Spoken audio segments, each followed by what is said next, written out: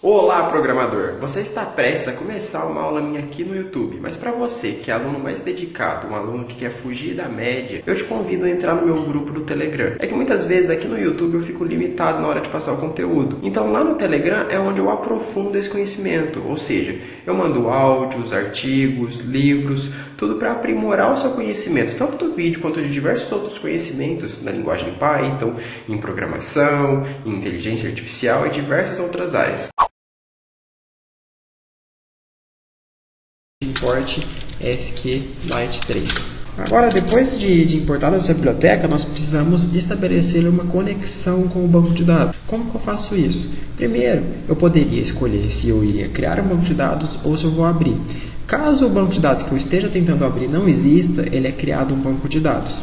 Então, a primeira coisa que eu vou vir é falar que a conexão é igual a SQLite3.connect.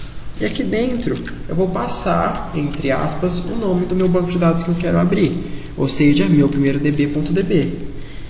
Meu primeiro db.db. Agora, aqui eu coloquei 2 igual.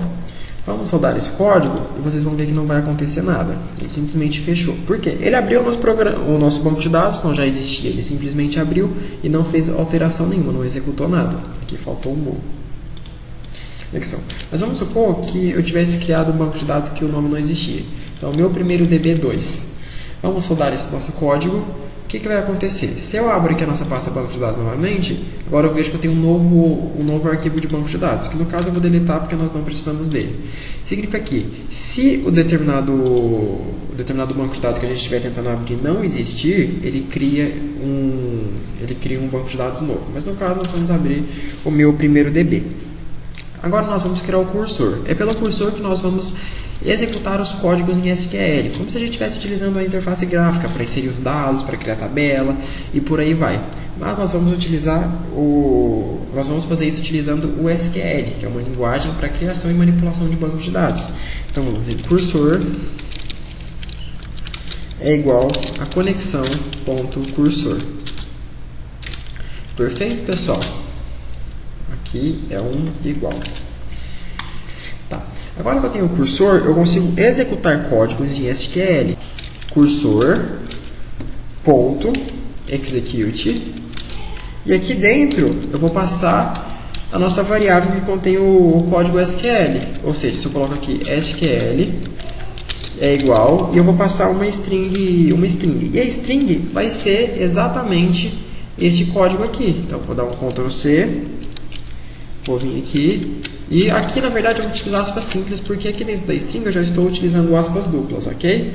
Então eu criei uma variável que recebe uma string, e dentro dessa cursor.execute eu vou passar a nossa SQL, a nossa string, ou seja, o nosso código em SQL. E aqui eu tenho que fechar tanto o cursor, tanto a conexão, ou seja, cursor.close e cursor... Opa, deixa eu dar um Ctrl Z aqui, cursor.close e conexão.close, sempre lembrando de fechar para não deixar vulnerabilidades no nosso sistema. Agora, deixa eu vir aqui no DB Browser e navegar dados, selecionar essa linha, deletar o registro, então, ou seja, a gente não tem mais nada. E aqui, para a gente conseguir efetuar valores, mudanças nesse banco de dados, não pode estar aberto no DB Browser. Por isso eu fechei o DB Browser e agora sim vamos rodar o nosso código Python. Só que ao rodar esse código Python, ele fechou, aparentemente não mostrou erro nenhum.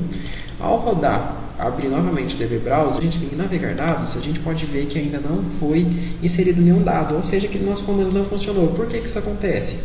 Vamos voltar lá, porque sempre que eu faço alguma alteração no nosso banco de dados, ou seja, inserir dados, alterar algum valor e por aí vai, eu preciso commitar, ou seja, para efetivar essa alteração no banco de dados. Então, tem que depois da nossa conexão com o cursor.execute, da execução do nosso código SQL, a gente tem que dar um commit. Agora, quando nós damos um commit, vamos rodar o nosso código Python novamente e abrir o nosso banco de dados.